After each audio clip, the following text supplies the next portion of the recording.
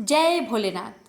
प्यारे भक्तगणों, आज श्रवण करें कार्तिक मास की प्रथम सोमवार व्रत की कथा।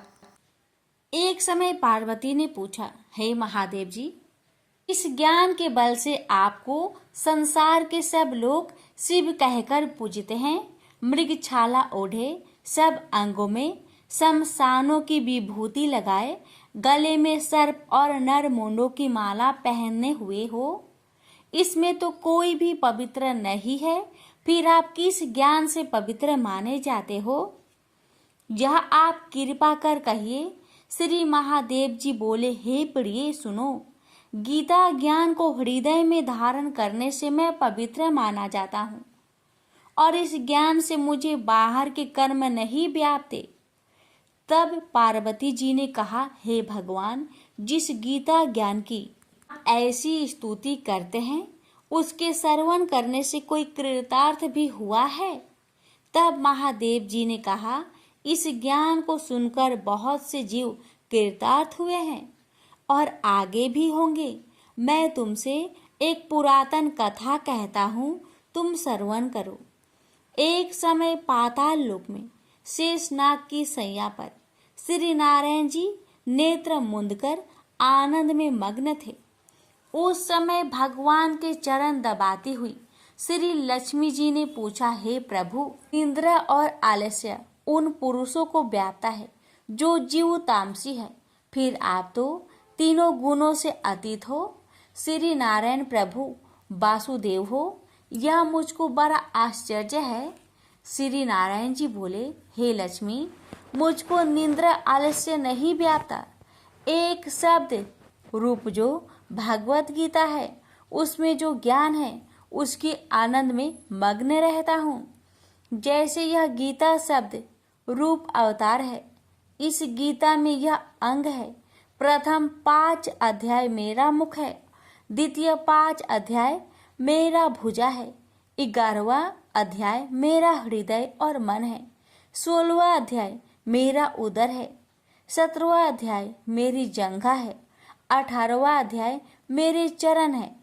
गीता के सब श्लोक मेरी नाड़ियां हैं और जो गीता के अक्षर है वही मेरा रोम है। ऐसा मेरा शब्द रूपी जो गीता ज्ञान है, उसी की अर्थ में मैं हृदय में विचार करता हूँ और शब्द आनंद को प्राप्त करता हूँ।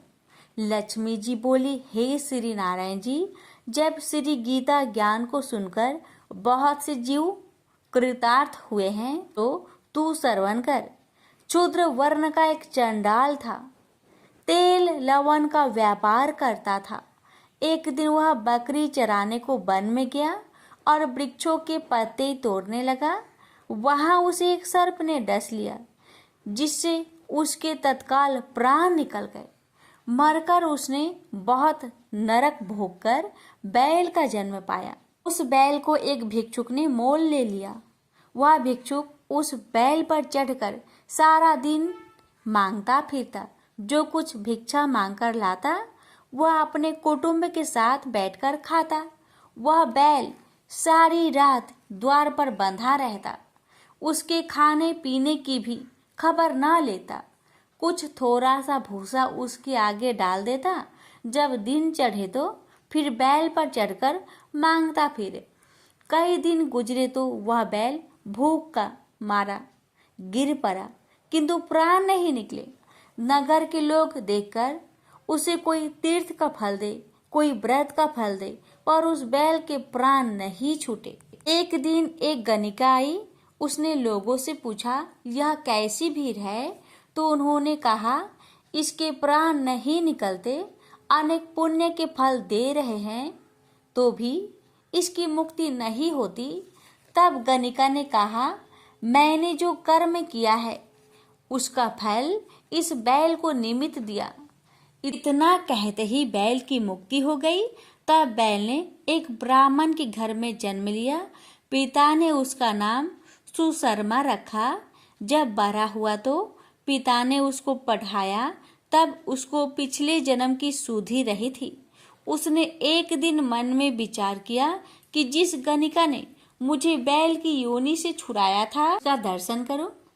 ब्रीफ चलते चलते गणिका का घर गया और कहा, तू मुझे पहचानती है? गणिका ने कहा, मैं नहीं पहचानती। तू कौन है? तेरी मेरी क्या पहचान है? तू ब्रीफ और मैं बेस्या। तब ब्रीफ ने कहा, मैं वही बैल हूँ जिसको तुमने अपना पुण्य दिया था। तब मैं बैल की योनि से छूटा था, अब मैं ब्रीफ के घर जन्मा हूँ। तू वह अपना पुण्य बता। गणिका ने कहा, मैंने अपने जाने कोई पुण्य नहीं दिया, परंतु मेरे घर एक तोता है, वह सवेरे कुछ पढ़ता है, मैं उसके वाक्य सुनती हूँ। उस पुण्य का फल मैंने तेरे निमित्त दिया था। तब ब्रीफ ने तोते से पूछा कि तू सवेरे सवेरे क्या पढ़ता है? तो तोते ने कहा, मैं पिछले जन्म में ब्रीफ का पुत्र था। पिता ने मुझे गीता के पहले अध्याय का पाठ सिखाया था। एक दिन मैंने अज्ञानवश गुरु से कहा कि तुमने मुझे क्या पढ़ाया है। तब गुरुजी ने मुझे श्राप दिया कि तू सुआ हो जा। तब मैं सुआ हुआ। एक दिन फंदक पकड़ ले गया। एक ब्रीफ ने मुझे मोल ले लिया। वह ब्रीफ भी अपने पुत्र को गीता का पाठ सिखाता था। अब मैंने भी यह पाठ सीख लिया। एक दिन ब्रीफ के घर चोर घुस पड़े। उनको धन तो प्राप्त न हुआ, किंतु वह मेरा पिंजरा उठा ले गए। यह गणिका उनकी मित्र थी, वह मुझे इसके पास ले आए। सो मैं नित्य प्रातः गीता के पहले अध्याय का पाठ करता हूँ। यह सुनती है, पर इसकी बुद्धि में नहीं आता। जो मैं पढ़ता हूँ वही पुण्य तेरे निमित्त दिया था। सो हे लक्ष्मी। तब गणिका ने बुरे कर्म छोड़ दिए, नित्य प्रति स्नान करे और श्री गीता जी के प्रथम अध्याय का पाठ करे। इससे उसकी भी मुक्ति हुई। और नारायण जी ने कहा, हे लक्ष्मी जी, जो कोई अनजान कर भी गीता की पाठ करे उसको भी मुक्ति मिलेगी। प्रेम से बोलिए हर हर महादेव। लक्ष्मी नारायण की जय। किसी गांव में एक निर्धन ब्राह्मण अपनी पत्नी और पुत्र के साथ रहता था। ब्राह्मण को गांव से जो भिक्षा मिलती उसी से वह अपने परिवार का भरण पोषण करता था। एक दिन ब्राह्मणी अपने पति से बोली, मुझे अपनी कोई चिंता नहीं है स्वामी, मैं आपके साथ भूखी प्यासी रहकर भी अपना जीवन व्यतीत कर सकती हूँ, लेकिन मुझे अपने बेटे की भूख प्यास नहीं देखी जाती। अमन बोला, मैं तुम्हारी भावनाओं को समझता हूँ प्रिय, लेकिन भाग्य का लेख को विधाता भी नहीं बदल सकता। हमारे भाग्य में निर्धन रहना ही लिखा है। ब्राह्मणी बोली, भाग्य के भरोसे बैठे रहना मूर्खता के सिवा कुछ नहीं। अगर इंसान कोशिश करे तो वह कर्म करके अपने भाग्य को बदल सकता है।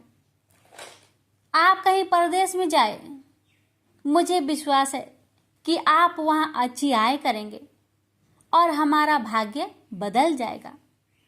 ब्राह्मण बोला, तुम्हारी बात तर्क संगत है प्रिय, मगर मुझे भिक्षा मांगने और पंडिताई के सिवा कोई काम नहीं आता।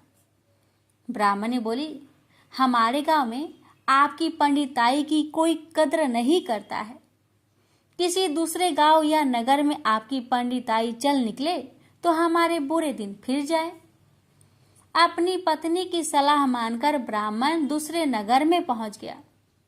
उसका दुर्भाग्य उस पर घात लगाए बैठा था। नगर में उसे कोई टके सेर पूछने वाला भी नहीं मिला। हालातों को देखते हुए वह सोचने लगा कि इस नगर से उसका गांव ही अच्छा है। नगरवासी तो पूरे नास्तिक है, उसे भिक्षा तक भी देने को तैयार नहीं है।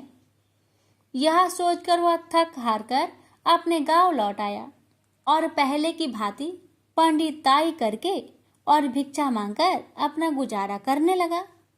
एक दिन वह भिक्षा मांगकर लौट रहा था, तभी उधर से भगवान शिव माता पार्वती के साथ गुजरे। उस निर्धन ब्राह्मण की हालत देखकर माता पार्वती ने ब्राह्मण की तरफ संकेत करते हुए भगवान शिव से कहा, आप उस ब्राह्मण को देख रहे हैं स्वामी? शिव बोले, हाँ, वह बहुत निर्धन है और दुखी भी है। पार्वती बोली, आप उसके दुख का निवारण करें नाथ। एक तो ब्राह्मण दूसरे दरिद्र, मुझसे उसका दुख देखा नहीं जाता। शिव बोले, यह मृत्यु लोक है प्रिय, जहाँ हर प्राणी किसी न किसी दुख से त्रस्त है। सब अपने अपने कर्मों का फल भोग रहे हैं। तुम किस किस का दुख दूर कराओगी? पार्वती बोली, आपको उस निर्धन ब्राह्मण को धनवान बनाना होगा स्वामी। शिव बोले, वह भाग्यहीन है पार्वती, उसके भाग्य में फटे पुराने कपड़े और रूखा सूखा भोजन ही लिखा है। मगर पार्वती अपनी जीत पर अड़ी रही। अंत में हारकर शिव को पार्वती की बात माननी पड़ी। उन्होंने उस रास्ते में, जिस रास्ते से ब्राह्मण जा रहा था, सोने की एक ईंट डाल दी।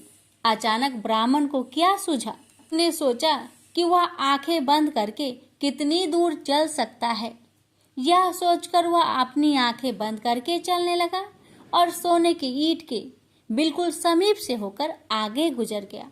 काफी दूर आगे जाने के बाद ही उसने अपनी आंखें खोली। यह देख भगवान शिव मुस्कुराते हुए बोले, हमने तुमसे कहा था ना प्रिय कि वह ब्राह्मण भाग्यहीन है। भाग्यहीन मनुष्य कभी धन प्राप्त नहीं कर सकता। फिर भगवान शिव पार्वती के साथ कैलाश पर्वत लौट गए। लेकिन वहां पहुंचने के बाद भी पार्वती उस निर्धन ब्राह्मण के बारे में सोचने लगी। वह किसी न किसी तरह उस ब्राह्मण को देखना चाहती थी। पार्वती को उदास देखकर भगवान शिव ने पूछा, क्या बात है प्रिय, इतनी उदास क्यों हो? पार्वती ने भगवान शिव से निवेदन किया, स्वामी, उस निर्धन ब्राह्मण का परिवार 3 सदस्यों का है। उनमें आप किसी एक को धनवान बना दे। ब्राह्मण परिवार की दरिद्रता मिट जाएगी। आप उन तीनों को एक एक वर दे। मुझे उम्मीद है कि वे तीनों आपसे दौलत का वर ही मांगेंगे। इस तरह वे धनवान बन जाएंगे। शिव बोले, ठीक है प्रिय, जैसा तुम चाहोगी वैसा ही होगा। और फिर कुछ दिनों के बाद भगवान शिव पार्वती के साथ ब्राह्मण के घर पहुंचे। साक्षात भगवान शिव और पार्वती को देखकर ब्राह्मण परिवार आत्मा विभोर हो उठा। उन्होंने भगवान शिव और पार्वती के चरण स्पर्श किए। शिव बोले, मैं तुम तीनों को एक एक वर देना चाहता हूँ। तुम तीनों अपनी इच्छा अनुसार वर मांग सकते हो। ब्राह्मणी उतावला होते हुए बोली, पहले मुझे वर दीजिए प्रभु। भगवान शिव ने कहा, मांगो, क्या चाहती हो? काफी सोचने समझने के बाद ब्राह्मणी बोली, भगवान, मुझे दुनिया की सबसे अधिक खूबसूरत और जवान औरत बना दीजिए। मरते दम तक मेरी जवानी और सुंदरता कायम रहे। भगवान शिव ने मुस्कुराकर कहा, तथास्तु। अगले ही पल बूढ़ी ब्राह्मणी एक जवान और खूबसूरत युवती के रूप में बदल गई। उसी समय उनके घर के सामने से गांव के जमींदार का पुत्र गुजर रहा था, जो घोड़े पर सवार था। उसने खूबसूरत ब्राह्मणी को देखा तो उस पर मुग्ध हो उठा। वह इस खूबसूरत ब्राह्मणी से शादी करेगा। यह सोचकर उसने उसे अपने घोड़े पर बैठाया और घोड़ा अपनी हवेली के तरफ दौड़ दिया। यह देख ब्राह्मण अपनी छाती पीटते हुए विलाप करने लगा, हाय मेरी पत्नी, रो मत ब्राह्मण श्रेष्ठ, तुम भी मुझसे कोई वर मांग लो, जो मांगोगे तुम्हें मिलेगा। भगवान शिव सांत्वना देते हुए बोले, मेरी पत्नी को वापस बुला लीजिए प्रभु, मुझे इसके सिवा कुछ भी नहीं चाहिए। ब्राह्मण ने निवेदन करते हुए कहा। भगवान शिव बोले, तथास्तु। देखते ही देखते ब्राह्मणी वहां खड़ी थी। अपने पत्नी को अपने सामने देखकर ब्राह्मण राहत की सांस ली। भगवान शिव ने ब्राह्मण पुत्र से कहा, तुम क्या वर मांगते हो बेटा?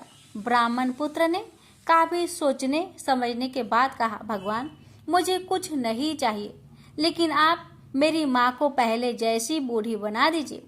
तथास्तु। भगवान शिव ने कहा और अगले ही पल ब्राह्मणी पहले के समान बूढ़ी हो गई। ब्राह्मण परिवार की मूर्खता पर पार्वती ने अपना माथा पीटा। सोचने लगी कि तीनों ही वास्तव में ही भाग्यहीन हैं। विधि ने उनके भाग्य में जो लिख दिया है उसे देवी देवता भी नहीं बदल सकते। प्रेम से बोलिए हर हर महादेव।